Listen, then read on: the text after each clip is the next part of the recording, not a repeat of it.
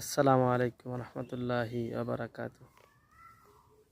আসেন আমরা মনোযোগ দিয়ে এই ভণ্ড মাজার পূজায় সুন্নির কথা শুনি। সে কি বলে, তার কথাগুলো একটু শোনা দরকার। কত বড় ইমান বিদ্বেষী বিধ্বংসী কথা, না শুনলে না।